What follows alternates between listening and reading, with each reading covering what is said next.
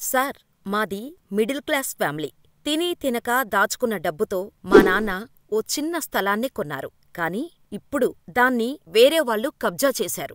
మీరే సాయం చేయాలి సార్ అంటూ ఇంజనీరింగ్ చదివిన ఓ యువకుడు తన తండ్రితోపాటు పోలీసును ప్రాధేయపడుతున్నాడు.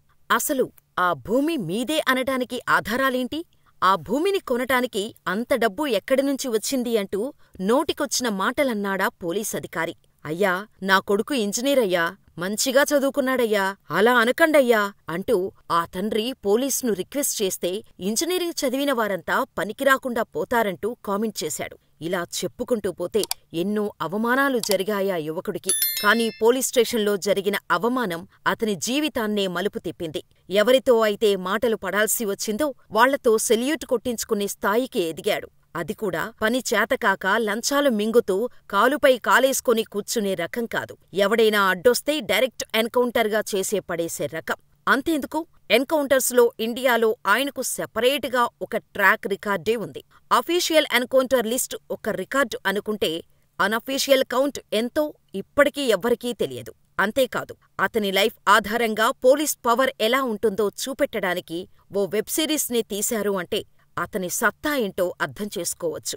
ఇంతకీ ఎవరా పోలీసాఫీసర్? ఆయన స్టోరీ ఏంటో తెలియాలంటే వీడియో చివరి వరకు చూడాల్సిందే.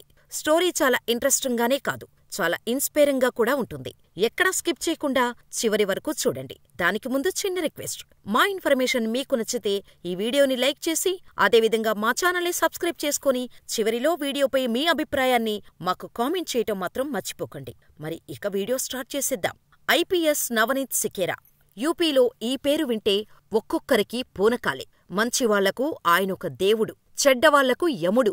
నవనీత్ సికేరా ఉత్తరప్రదేశ్లోని ఎటా జిల్లాలోని ఓ చిన్న గ్రామంలో ఓ మిడిల్ క్లాస్ రైతు ఫ్యామిలీలో పుట్టాడు. చిన్నప్పటినుంచి హిందీ మీడియంలోనే చదువుకున్నాడు. ఇంటర్ పూర్తి కాగానే హయ్యర్ స్టడీస్ కోసం ఢిల్లీకి వెళ్లాడు నవనీత్. డియూలోని హన్స్రాజ్ కాలేజీలో అడ్మిషన్ కోసం వెళ్లాడు. స్టడీస్ మొత్తం హిందీ మీడియంలోనే జరగటంతో ఇంగ్లీష్లో తడబడ్డాడు నవనీత్. దీంతో అక్కడున్న ప్యూన్కి ఇంగ్లీష్ కూడా రాదు. ఎర్రబస్సు ఎక్కి వచ్చేస్తారు అని ఇన్సల్ట్ చేశాడు. ఇంగ్లీష్ రాని నువ్వు ఇక్కడ ఉండలేవు, తిరిగి మీ ఊరు వెళ్ళిపో అంటూ ఎగతాళి చేశాడు. ఈ సంఘటన నవనీతిని కుదిపేసింది. తనకు ఏదైతే చేతకాదు అని అవమానించారో అందులోనే తానేంటో నిరూపించుకోవాలని అనుకున్నాడు. అంతే, కష్టపడి ఐఐటికి ప్రిపేర్ అయ్యాడు. అలా రూర్కీలోని ఐఐటిలో అడ్మిషన్ సంపాదించాడు. అక్కడ బీటెక్ కంప్లీట్ చేసిన నవనీత్ సాఫ్ట్వేర్ ఇంజనీర్గా కెరీర్ స్టార్ట్ చేయాలని అనుకున్నాడు.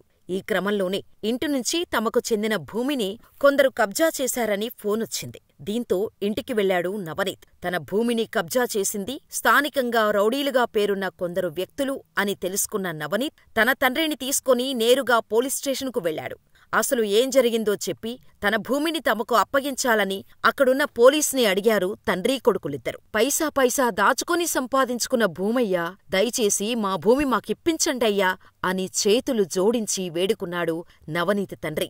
దాంతో వారికి ధైర్యంగా నిలబడాల్సిన ఆ పోలీస్ కాస్త వారిని నోటికొచ్చినట్టు తిట్టడం మొదలుపెట్టాడు. ఇద్దరినీ నోటికొచ్చినట్టు తిడుతూ ఉండటంతో నవనీత్ తండ్రి తట్టుకోలేక, సార్, నా కొడుకు బీటెక్ చదివాడు, వాడి గురించి అలా మాట్లాడకండి సార్ అంటూ రిక్వెస్ట్ చేశాడు. దాంతో సదరు పోలీసధికారి ఏంటి బీటెక్కా అంటూ నవ్వి, బీటెక్ చేసిన ఎవ్వడికీ ఉద్యోగాలు రావు, అలాగే మిగిలిపోతారు.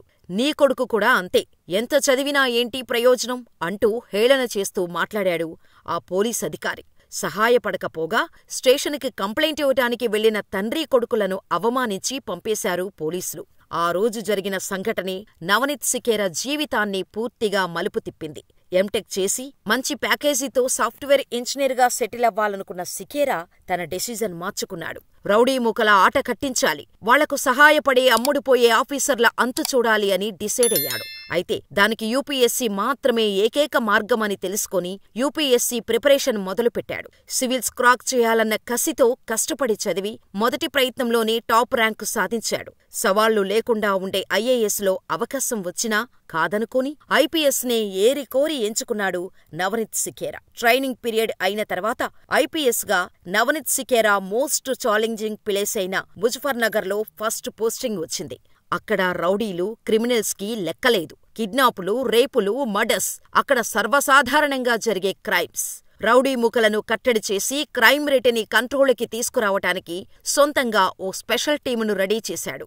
ఎటువంటి ఒత్తిళ్లకు లొంగకుండా ఉండేవారిని తన టీంలో చేర్చుకున్నాడు. అంతే, ఒక్కో రౌడీని ఏరిపారేయటం మొదలుపెట్టాడు. తాను టార్గెట్ చేసిన రౌడీని లొంగిపొమ్మని ముందుగానే చెప్పేవాడు సికేరా. లొంగిపోతే సరే సరే, లేదని వినకపోతే ఎన్కౌంటర్లో లేపేసేవాడు. అలా తన ఫస్ట్ పోస్టింగులో మొత్తం 40 ఎన్కౌంటర్లు చేశాడు నవనీత్. ఇది కేవలం అఫీషియల్ రికార్డు మాత్రమే. ఆఫ్ రికార్డులో ఎన్ని ఎన్కౌంటర్లు చేశాడో లెక్కేలేదు అంటారు అక్కడి మాజీ రౌడీలు. సికేరా దూకుడు దెబ్బకు అక్కడ క్రైమ్ రేటు భారీగా తగ్గిపోయింది. దీంతో నవనీత్ను అక్కడి ప్రజలు దేవుడిలా కొలవటం మొదలుపెట్టారు. ముద్దుగా సూపర్ కాప్, యూపీకా సింగం అని పిలవటం మొదలుపెట్టారు. ముజఫర్నగర్లో ఎస్పీగా నవనీత్ పనితనం చూసిన ఉన్నతాధికారులు మీరట్కు నీ సేవలు అవసరం అంటూ అక్కడికి ట్రాన్స్ఫర్ చేశారు. మీరట్లో రోజురోజుకీ పెరుగుతున్న క్రైమ్స్ను తగ్గించే పనిని నవనీతికి అప్పగించటంతో పాటు ఫుల్ పవర్స్ ఇచ్చారు పై అధికారులు. అప్పటికే నవనీత్ అంటే ఓ బ్రాండ్ ఇమేజ్ ఉంది. దానికి ఏమాత్రం తగ్గకుండా పనిచేశాడు నవనీత్. ఎస్పీగా నవనీత్ మీరట్కు వచ్చారని తెలియగానే పెట్టాబేడా సర్దేశారు చాలామంది రౌడీలు. తీరు మారనివారు ఎన్కౌంటర్లో పోయారు. అల్లర్లు, గొడవలతో ఉండే మీరట్ను పీస్కి కేర్ ఆఫ్ అడ్రస్లా మార్చేశారు నవనీత్. ఇక మీరట్ నుంచి లక్నోకి ఆయన్ను ట్రాన్స్ఫర్ చేయటంతో ప్రజలంతా ఆందోళనకు దిగారు. నవనీత్ని మీరట్ ఎస్పీగా కొనసాగించాలంటూ పోస్టర్లు కూడా అంటించారు. అంటే అర్థం చేసుకోండి ఆయన పనితనమేంటో, ప్రజల్లో ఆయనకున్న అభిమానమేంటో.